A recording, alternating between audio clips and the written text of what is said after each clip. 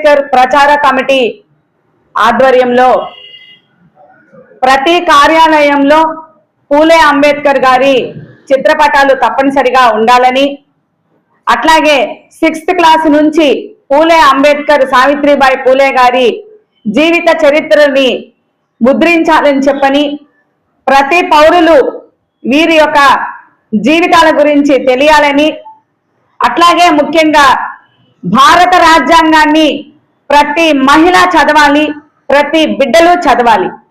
ఎందుకంటే ఈరోజు సమాజంలో మహిళ చాలా కీలక పాత్ర.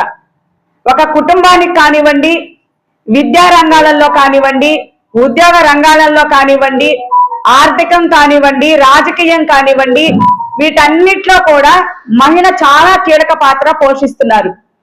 కాబట్టి తన బిడ్డలకి ఈ సమాజంలో మంచి విషయాలని తెలియచేయాలన్నా, మంచి వ్యవస్థని ఏర్పాటు చేయాలన్నా మహిళ చేతిలోనే ఉంది. కాబట్టి భారత రాజ్యాంగాన్ని ప్రతి మహిళ చదువుతూ తన బిడ్డలకు కూడా చదివించాలని చెప్పని మా పూలే అంబేద్కర్ ప్రచార కమిటీ ద్వారా మేము తెలియజేసుకుంటున్నాం. మరొక విషయం, ప్రతి గవర్నమెంట్ హాస్టల్స్ చాలా ఇబ్బందికరంగా ఉన్నాయి. బాలికల హాస్టల్ అయితే ఘోరాతి ఘోరంగా ఉన్నాయి. ఈ ప్రభుత్వాలు చిత్తశుద్ధి లేక ఈ ఒక బాలికల హాస్టల్లో ఎన్నో ఘోరాలు నేరాలు జరుగుతూ ఉన్నాయి. అందుకని మేము పూలే అంబేద్కర్ ప్రచార కమిటీ ద్వారా ప్రతి మారుమూల గ్రామాలకు కూడా పూలే అంబేద్కర్ ప్రచార కమిటీని తీసుకెళ్తాం.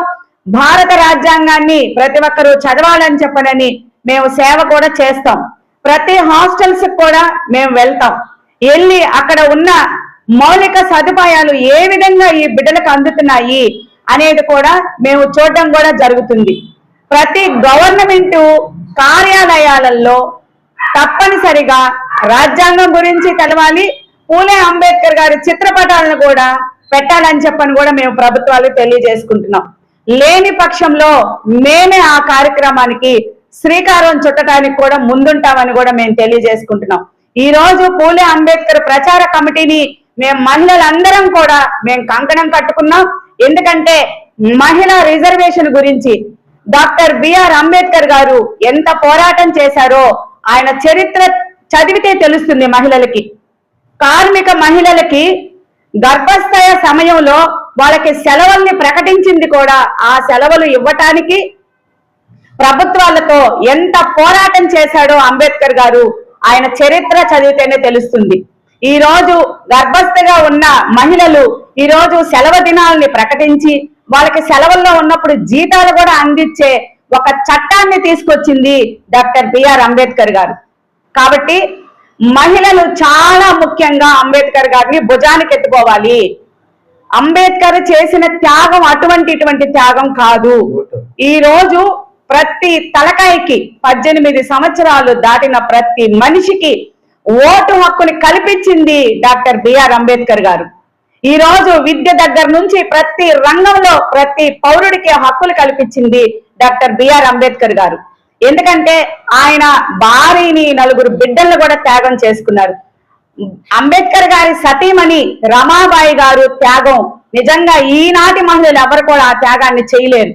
ఎందుకంటే బిడ్డల్ని బలిచ్చుకునింది, తన జీవితాన్ని బలి చేసుకుంది సమాజం కోసం. కాబట్టి జ్యోతిరావు పూలే గారు మనందరికీ అక్షర జ్ఞానాన్ని ఇచ్చారు. ఈ రోజు ఏదైతే చదువుల తల్లి సరస్వతీ దేవి అని చెప్పనని ఒక అబద్ధాన్ని ప్రచారం చేసుకుంటా వస్తున్నారో, ఈ రోజు నిజమైన తల్లి మన తాతలు ముత్తాతలు డైరెక్ట్ గా సజీవంగా చూసిన ఆ జ్యోతిరావు పూలే గారి సతీమణి సావిత్రిబాయి గారు ఈ భారతదేశానికి మొట్టమొదటి చదువుల తల్లి. ఎన్నో అవమానాలు అనుభవించింది ఆమె. మన కుల తారతమ్యం లేకుండా మన బహుజన ప్రజలకి, అగ్ర కులాల మహిళలకు కూడా అక్షర జ్ఞానాన్ని ఇవ్వటానికి పేరనీళ్లు జల్లించుకునింది, కోడుగులతో కొట్టించుకునింది, నీచమైన మాటలు అనిపించుకునింది. ఆత్మ గౌరవాన్ని దెబ్బతీస్తున్నా కూడా లెక్క చేయకుండా ఈ సమాజం అక్షర జ్ఞానంతో వెలగాలి, అక్షర జ్ఞానం ఉండాలి, ప్రతి మహిళ చదువుకోవాలి, ప్రతి బిడ్డ చదువుకోవాలి, ప్రతి కులంలో చదువు అనేది రావాలని చెప్పని ఆనాటి చదువుల తల్లి ఈ భారతదేశానికి మొట్టమొదటి ఉపాధ్యాయురాలుగా జ్యోతిరావు పూలే గారి సతీమణి సావిత్రిబాయి పూలే గారు గురించి ఖచ్చితంగా పాఠ్య పుస్తకాలలో రావాలి. ఈ రోజు సమాజం ఎట్లా ఉందండి? ఈ రోజు సమాజం పూర్తిగా చెడిపోయింది. ఈ రోజు యువత పక్కదారి పడుతుంది, మాదక ద్రవ్యాలకు అలవాటు పడిపోతున్నారు. చిన్న వయసుల్లోనే 12 సంవత్సరాల వయసుల్లోనే పిల్లలు జైలుకి వెళ్తున్నారంటే ఎంత బాధాకరమైన విషయం. ఈ రోజు ఎంతమంది తల్లులు కడుపు కోత చూస్తా ఉన్నాము. కాబట్టి ఈ సమాజం మార్పు రావాలంటే, ఈ సమాజం బాగుపడాలంటే పూలే అంబేద్కర్, సావిత్రిబాయి పూలే గారిని, రమాబాయి గారిని, ఫాతిమా షేక్ గారిని, వీళ్ళందరూ కూడా తెర వెనకాల ఉన్న వాళ్ళు. వీళ్ళందరినీ ఈ రోజు తెర ముందుకు తీసుకురావాలన్న ఒక కాన్సెప్ట్ తో అందుకే మేము ఈ సంకల్పాన్ని తీసుకున్నాం. ప్రతి గ్రామానికి, ప్రతి మారుమూల గ్రామానికి, ప్రతి పాఠశాలకి, ప్రతి విద్యారంగానికి మేమందరం కూడా పయనించడానికి సిద్ధంగా ఉండి ఈ రోజు మీడియా సమావేశం ద్వారా